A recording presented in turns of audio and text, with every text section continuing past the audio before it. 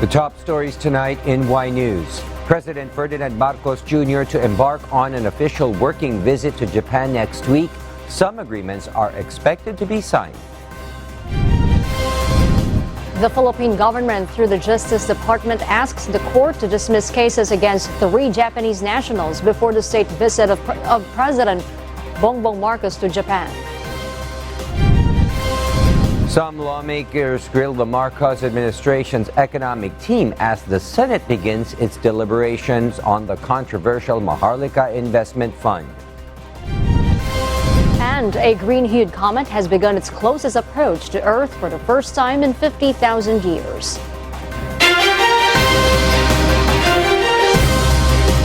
Good evening, Philippines and the world. Today is Wednesday, the 1st of February, 2023. Join us in the next hour as we deliver today's top stories around the Philippines and in other parts of the world. I am William Theo.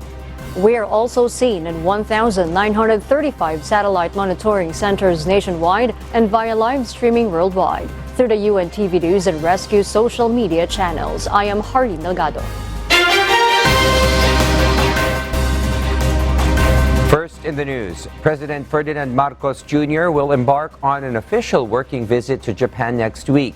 Some agreements are expected to be signed during the president's visit to Tokyo.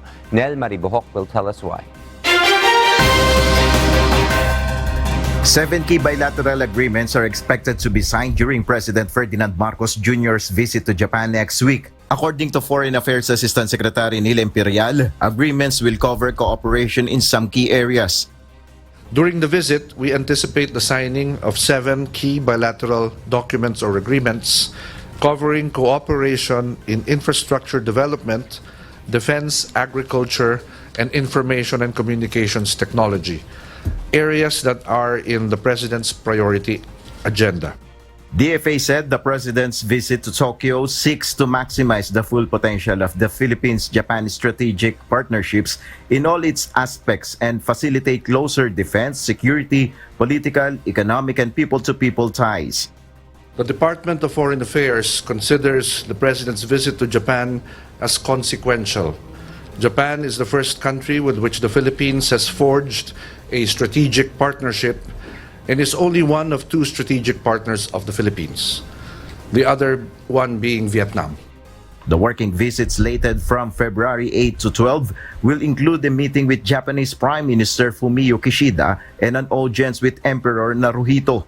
ASEC Imperial added that a large business delegation comprising of at least 150 representatives from the private sector will also join the President in his meetings with business leaders.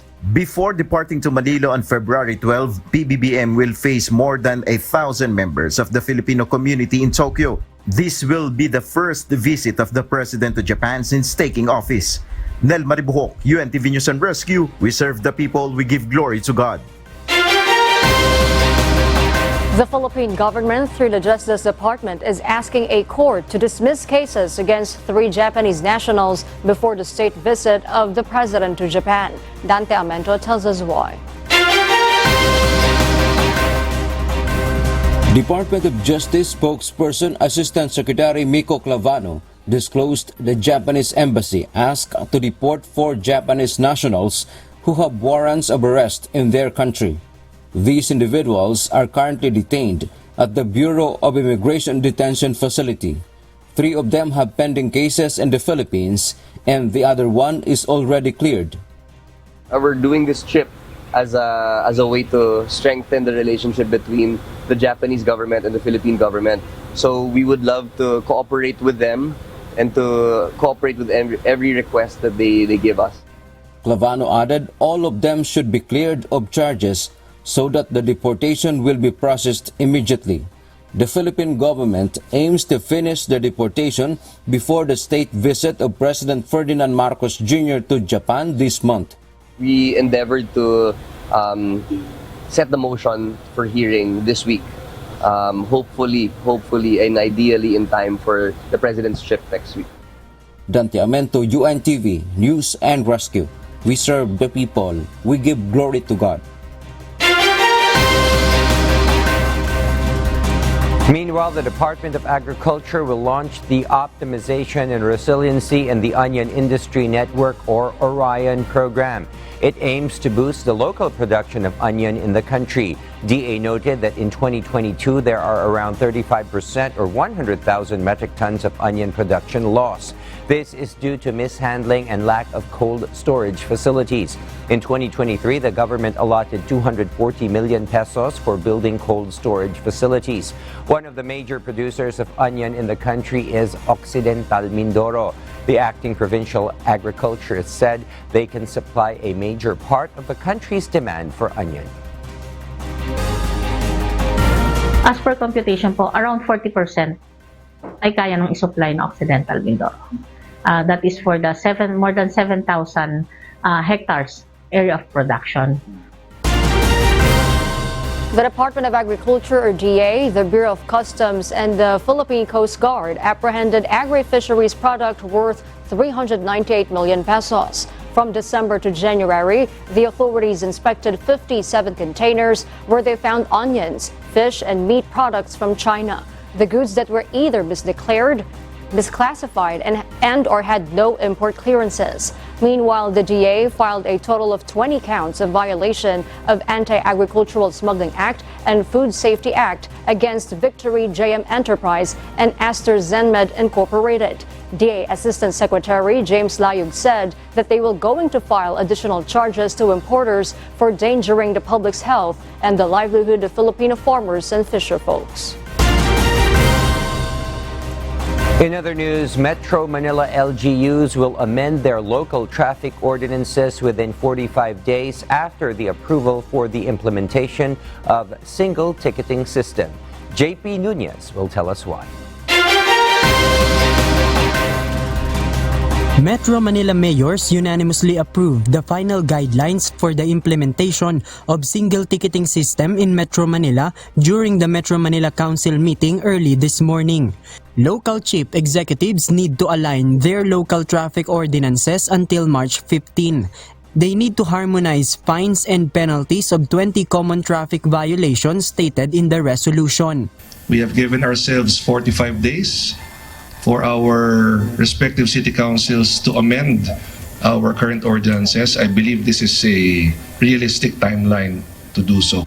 Among those traffic violations are disregarding traffic signs, illegal parking, violation to number coding scheme, track ban, reckless driving, unregistered motor vehicle, driving without license, tricycle ban, and obstruction, as well as violation to dress code for motorcycle, overloading, defective motorcycle accessories, unauthorized modification, arrogance and discourteous conduct, loading and unloading in prohibited areas, illegal counterflow, and overspeeding. MMDA emphasized the benefits of single ticketing system to avoid confusion of the amount of fines the motorists need to pay. Ang purpose po nito ay para sa benepisyo ng ating mga motorista dahil unang-una po maiiwasan nito yung kalituhan na dulot ng pagkakaiba ng mga penalties for same violations ng bawat LGUs. Violators can also pay their fines using online payment methods. They will not also receive different violation tickets in different LGUs for the same traffic violation while traveling in Metro Manila. The MMDA will shoulder the procurement of the IT system that LGUs need for the interconnectivity of their database to the Land Transportation Office or LTO. MMDA po ang gagastos ng pagbili ng mga ICT equipments para po sa integration. Meron po tayong sufficient fund to cover yung mga expenses na yan. MMDA and Metro Manila Council assured motorists that there will be no confiscation of driver's license under single ticketing system. The resolution is intended to be implemented on the month of April this year, which is in line with the previous pronouncement by the first quarter of 2023. JP Nunez, UNTV, News and Rescue. We serve the people, we give glory to God. And for our news abroad, Anti-arms trade campaign group CAAT have begun their hearing in the High Court to challenge a decision made by UK government. Ryuji Sasaki will tell us why live. Yes, Ryuji, go ahead. Good evening, Marielle. Members of the Campaign Against Arms Trade, or CAAT, have begun their hearing in the United Kingdom's High Court, seeking to overturn the government's decision to continue supplying weapons to Saudi Arabia amidst their war with Yemen. The decision was made by former International Trade Secretary Liz Truss back in 2020, which led to £1.4 billion worth of exports. According to the CAAT, the UK has made more than £23 billion in total since the war began in 2015. CAAT is arguing that it was irrational of Truss to conclude that there were only small amounts of international humanitarian law violations, while according to the Yemen Data Project, there have been nearly 15,000 civilians killed due to Saudi-led coalitions. Furthermore, CAAT spokesperson Emily Apple accused the government of caring more for profit than war crimes, and added that it should be treated similarly to Russia's international law violations. The US and the UK were the leading arms suppliers to Saudi Arabia, but after February 2021, President Joe Biden announced that they would end their support towards the Saudis. Back to you, Marielle. Thank you, Ryuji Sasaki, for that live report. As of late Tuesday morning in the United States, the winter weather has brought ice to a large section of the country, canceling more than 1,700 flights nationwide and caused around 7,000 power outages in Texas. At least 2 people were killed while 2 law enforcement officers were seriously injured on icy Texas highways, according to authorities. Memphis Shelby County schools also announced that Texas, Oklahoma, and Arkansas schools and colleges will cancel classes or use virtual learning. People are urged to stay off the road as several rounds of mixed precipitation, including freezing rain and sleet, are expected up until Wednesday in the country, according to U.S. National Weather Service meteorologist Mark Shennard.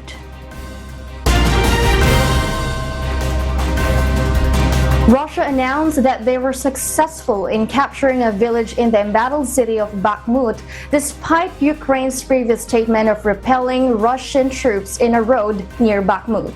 Joselito Liquido will tell us the details live. Yes, Joselito.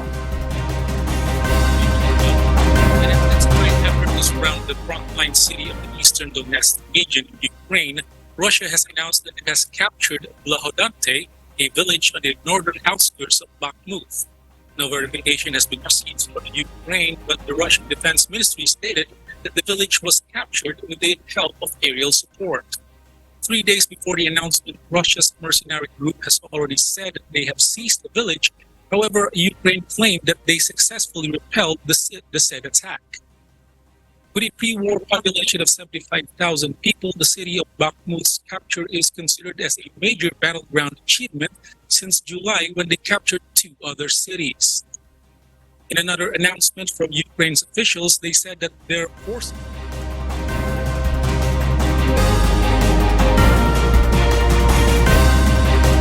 Thank you, Joselito Liquido, for that live report. We'll share more global stories with you later, but for now, back to you, Harleen. Thank you, Marielle. Some lawmakers grilled the Marcos administration's economic team as the Senate begins its deliberations on the controversial Maharlika Investment Fund, or MIF. This report will tell us why. Senator Cheese Escudero finds the proposed bill on the Maharlika Investment Fund, or MIF, lacking as economic managers face the Senate Committee on Banks, Financial Institutions and Currencies to defend the proposal. The lawmaker questioned the composition of the 15-member advisory board of the Maharlika Investment Corporation, or MIC, that will handle the fund. This, as he pointed out, the supposed lack of proper representation for the Land Bank of the Philippines, despite having the biggest contribution on the initial capital. In fact, you allocated already representation for future private investors na wala pa naman sila binibigay na pera. Why will they have one vote similar to Land Bank who contributed 50 billion? Isn't that, to say the least, unfair? National Treasurer Rosaya De Leon says 6 regular members will be given to the Land Bank and the Development Bank of the Philippines, or DBP.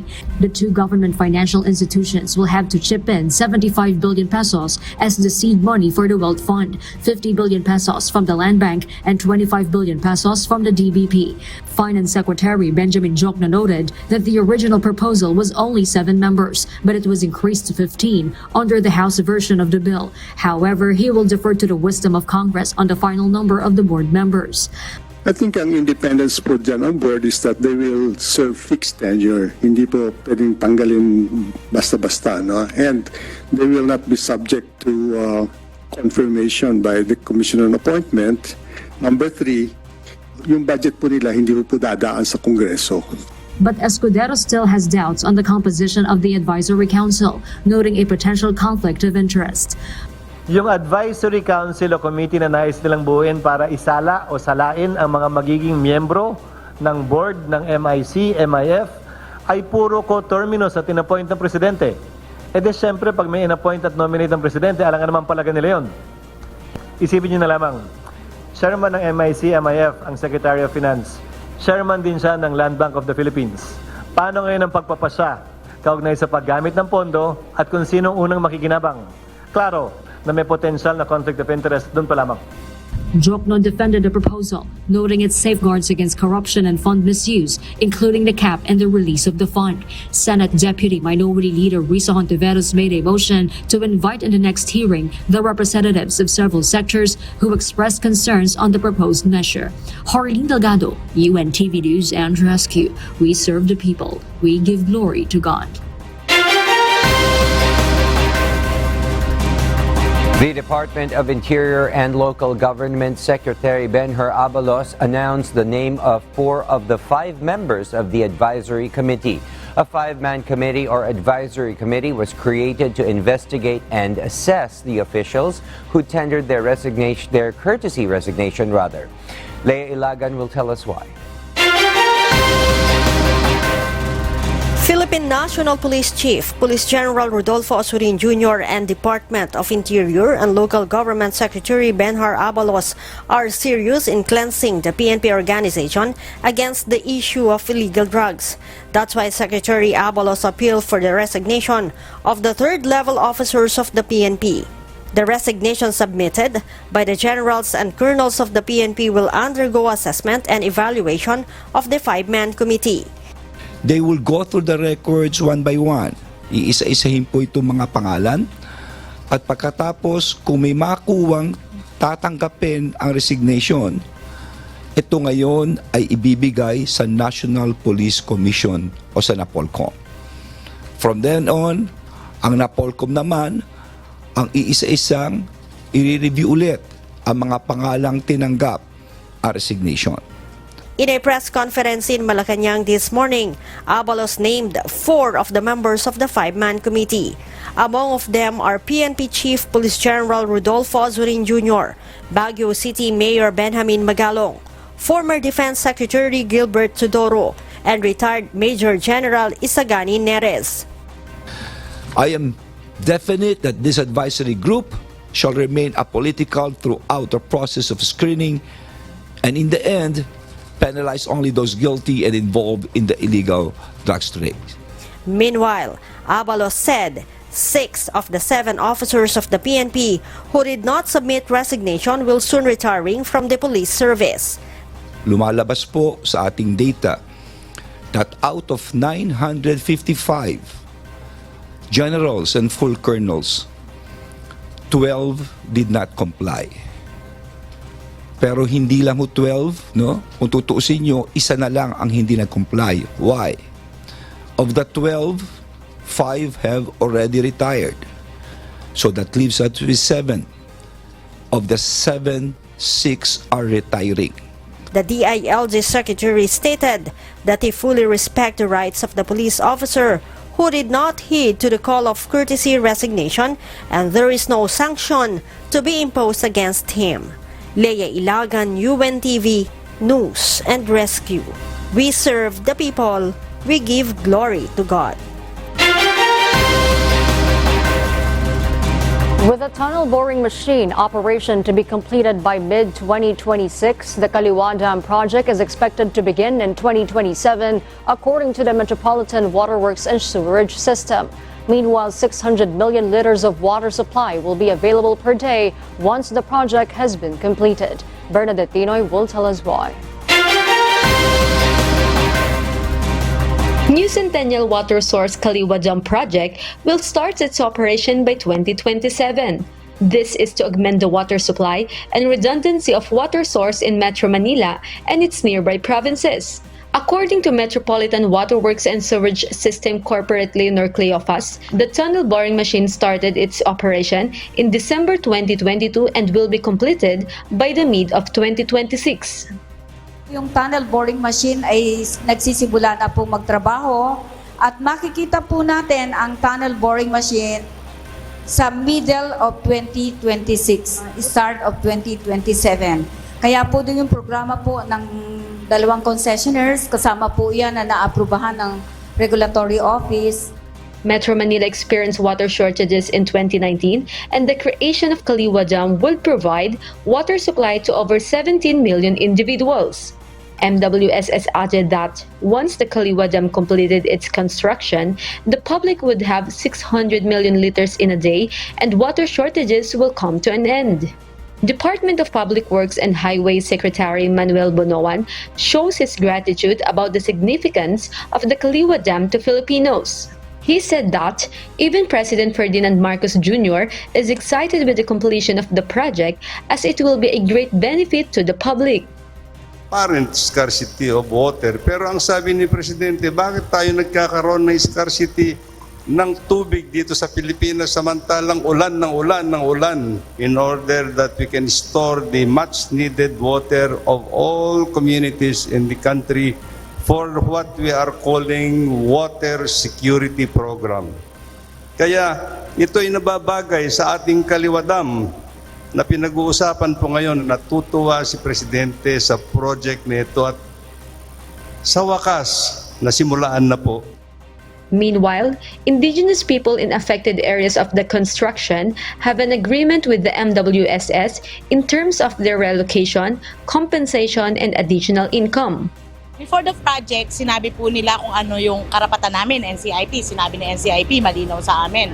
Pangalawa, ang MWSS, nilatag nila kung ano yung mga programa na posibleng makatugon dun sa mga ilang bagay na naapektuhan. Kung nangangailangan man kami ng tubig, mas higit na nangangailangan yung nasa Metro Manila. Kaya kami naman po hindi nagdamot na pumayag.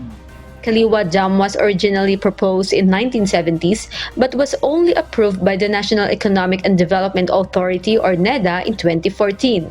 NCWS Kaliwa Dam project covers 291 hectares and 60-meter high reservoir. Bernadette Tinoy, UNTV News and Rescue. We serve the people, we give glory to God. Teachers in England and Wales joined the first national industrial action today since 2016 in order to get a pay rise. From London, United Kingdom, here's Joanna Ochoa to tell us the details live. Yes, Joanna, go ahead. Marielle, teachers in England and Wales are planning to walk out today over pay as the first of many industrial actions set to pursue nationwide, where more than 23,000 schools in the UK are affected. Around 100,000 school teachers are expected to take part in these walkouts. Though they received a 5% pay rise in 2022, unions say this is still not enough due to rising inflation. Some teachers are now going to food banks as their salary had fallen over a decade. Education Secretary advised the schools to remain open for vulnerable students, children of key workers, and for students who are taking exams. Children may be set to work online, but teachers that will be striking won't have the need to do so. Teachers are expected to do 4 days of strike action, which includes 3 national days and 1 day that will affect their region. UK Education Secretary Gillian Keegan, however, argues that the strike will have a significant impact on children's education. Some teachers cannot afford to strike as they are not able to take a day without pay. Meanwhile, according to the Trades Union Congress, about 500,000 workers across a range of sectors like London bus drivers, lecturers and librarians will be joining the teachers' strike, making it the biggest walkout in more than a decade. Marielle? Thank you, Joanna Ochoa, reporting live from London, United Kingdom. A green-hued comet has begun its closest approach to Earth for the first time in 50,000 years. Ia De Vera will tell us why. The C2022 E3 comet, or ZTF, is named after the Zwicky Transient Facility where it was discovered only less than a year ago. It will be most visible to stargazers this week. The green comet can already be observed in the northern hemisphere with binoculars, small telescopes, and possibly the naked eye in remote locations with less light pollution. NASA expert Paul Chodes said this comet is bigger and therefore brighter in comparison to other comets that were seen in the past year, and is also coming closer to the Earth's orbit. The comet's green hue is caused by its chemical composition, resulting from sunlight and carbon-based molecules in the comet's coma, or the cloud around the nucleus that makes comets appear fuzzy. The ZTF will be closest to Earth within 42 million kilometers on Wednesday and will be unlikely to return for millions of years. Ia De Vera, UNTV News and Rescue. We serve the people, we give glory to God.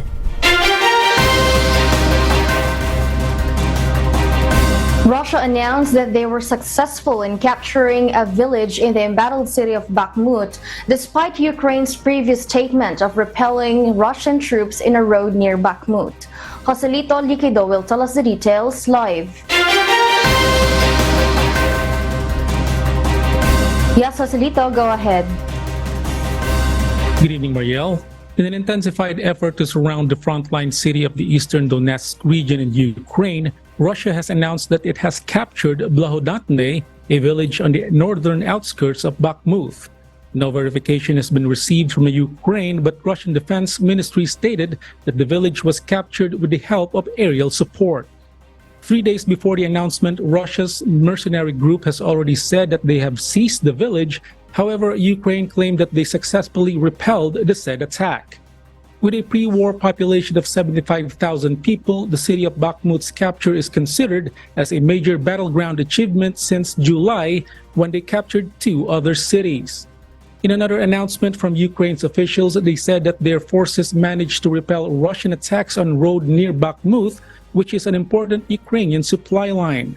Several successful military operations have been announced by Russia this week, including the capture of Klishchievka, a village in Ukraine's Donetsk region, and a salt mining town of Soledar north of Bakhmut. Marielle? Thank you for that live report, Joselito Liquido. And those are the reasons behind the news in other parts of the globe. I am Marielle Latoza reporting live from Perth, Australia. Good evening. The Department of Health, or DOH, said it is possible for an outbreak of preventable diseases. Eileen Cerudo will tell us why. There is a low vaccine coverage on infants and children. The Department of Health reported that during the last 5 years, 60 to 70% of infants and children completed their vaccination. However, there are 700,000 of them annually have incomplete vaccination. The Philippines has faced multiple outbreaks for vaccine-preventable diseases, such as measles, rubella, and polio during the past decade. Preventable diseases with vaccines include measles, polio, and rubella. In 2022, measles cases reached 589, a 189% increase from year 2021. The DOH said there is a need for an immediate action on the issue. Several House bills have already been filed for a mandatory immunization program. Expanding the vaccination of children with vaccines against the most common vaccine-preventable diseases will curb the transmission of infectious microorganisms and eventually assist in our long-term goal of healthy Filipinos for protected against VPDs and also are able to achieve their fullest potential. The DOH also suggested to offer incentives to encourage parents to vaccinate their children. Eileen Cerudo, UNTV News and Rescue. We serve the people, we give glory to God. The House Committee on Agriculture has formed a technical working group amid deliberations of proposed House bill to establish an onion research institute. Eileen Cerudo will tell us why live. Yes, Eileen? Harleen, the technical working group is set to discuss provisions stated in two House bills seeking to establish a Philippine Onion Research Institute and an Onion Research and Development Center. The crop has faced so many challenges from the production to marketing. We believe that the bills filed in the Congress will help address those challenges. During the House Committee on Agriculture hearing, several government agencies and farmer groups expressed support for House Bill numbers 1379 and 3110. Aside from forming a technical working group, the committee is also looking into consolidating the two bills. If passed into law, the Research Institute will be established in Nueva Ecija, where the majority of the onion supply comes from. According to Nueva Ecija 1st District Representative Micaela Swansing, author of House Bill number 1379, onion research will boost local production. The bill also seeks to provide subsidies and training for farmers, disaster response and cold storage facilities. Panahon na po na magkaroon ng ahensya ng gobyerno na talagang tututok sa mga pangangailangan at tutulong sa ating mga magsisibuyas. Outlined in this slide are the 10 components, 10 dimensions, which we hope would be covered by this proposed Philippine Onion Institute. The technical working group will also discuss funding. Meanwhile, the deliberations will continue in the coming days. Harleen? Thank you, Eileen Cerudo, reporting live from Taytay, Rizal. The House of Representatives will designate a caretaker for the vacant position left by Department of Social Welfare and Development Secretary Rex Gatchalian. According to House Speaker Martin Romualdez, he will consult with Secretary Gatchalian on who will be the designated caretaker. The designated caretaker will serve as the Valenzuela 1st District Representative while the special election is pending. House Speaker Romualdez also congratulated the new DSWD Secretary for his appointment. Well, Kong, now Secretary Rex, the loss of Congress is the gain of the DSWD. Usually when a vacancy occurs, such as in the case where Congressman Rex Don Gatchalian has been appointed and has now taken his oath as the Secretary of the DSWD, there's a vacancy, so there will be a caretaker for the duration of his absence. We will decide that with Congressman Rex Don Gatchalian, and usually I also consult the party from which he comes from. Two air assets of the Philippine Air Force are being used to continue with the search of the missing Cessna 206 airplane and its passengers today. Some of the witnesses to the alleged disappearance of the aircraft also participated in the search. Alan Manansala will give us the details live. Yes, Alan? Harleen, good evening. Philippine Air Force's assets continually comb through the possible whereabouts of the missing Cessna 206 and its 6 passengers. Earlier this morning, the PZL W-3A Sokol 925 and UE-2662 flew to conduct their search and with the para-rescue jumpers of the 505th Search and Rescue Group of the Philippine Air Force. The priority of the UE-2662 chopper is to scour the Alpha site in the area of the Caruyan de Bilacan thoroughly, where the possibility of the location of the airplane is high. Harleen, while the new PZLW DAS 3A Sokol 925 will comb through the echo site in Mount Cresta sa Pinit de Bulacan. And to speed up the search, some of the eyewitnesses of the plane's disappearance were also included in the operation. According to Mr. Benji Borromeo, a farmer from Cabecera 25, San Antonio, Ilagan City, he allegedly saw a big smoke, and afterwards, a fire suddenly broke out in the middle of the mountain last Tuesday, January 24. Usok muna dun, sir. Usok, tapos apoy na. Apoy. Malaki naman, sir. Kaya nga sabi ko, bakit sinunog na yung kabundukan dyan, sabi ko naman. Sa kasama ko, oo nga, sabi naman niya. Pero malayo yun, hindi ko nga matansya kung gaano kalayo yun. Pero yung bundok na yun, talagang yun ang target namin kanina. Pero wala naman akong napansin na kahit sunog lang na ako. Isinakay yung isa at inikot nila yung lugar. Unfortunately, they did not find anything resembling a plane wreckage. So bumalik, nawala. Harley, in spite of that, the group is still continuing with their search operation. The DART Rescue A31 are also on the watch and on standby in case the Tactical Operations Group 2 needs additional manpower. A while ago, around 1 in the morning, the 22 PNP staff of the 151 Special Action Group, 16 from RD Battalion, 10 from the Bureau of Fire Protection Isabela, and 8 from the Philippine Coast Guards also departed using 4 commercial vessels from the port of Santa Ana, Cagayan, with a destination to the port of Maconacon, Isabela.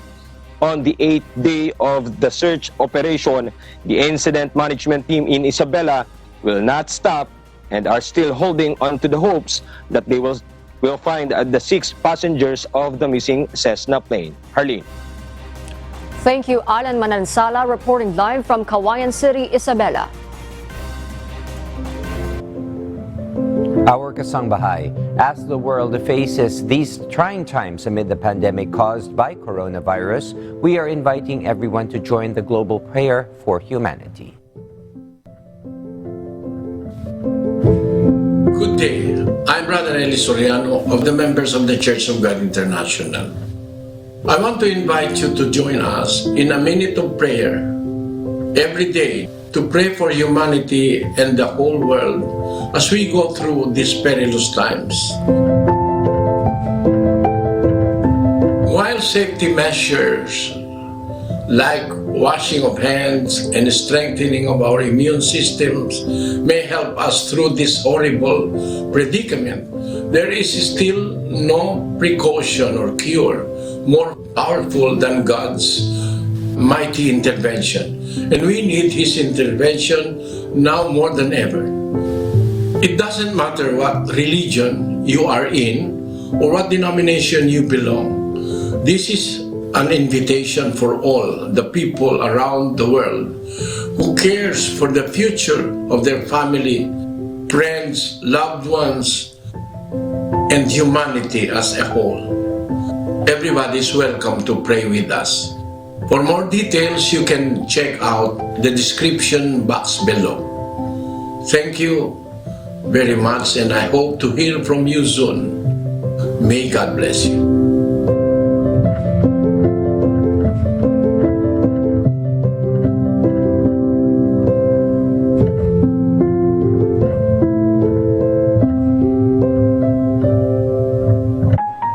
And before we close, we will leave you with a word, giving glory to God. From the book of Psalms, chapter 116, verse 5, it says, "Gracious is the Lord, and righteous. Yeah, our God is merciful."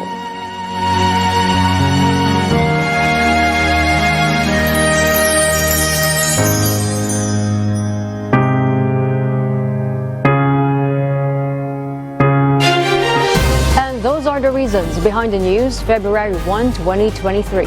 Reasons we deliver to you as they unfold. I am Harley Delgado. And because we need to know, we will always ask why. I am William Theo. We serve the people. We give glory to God.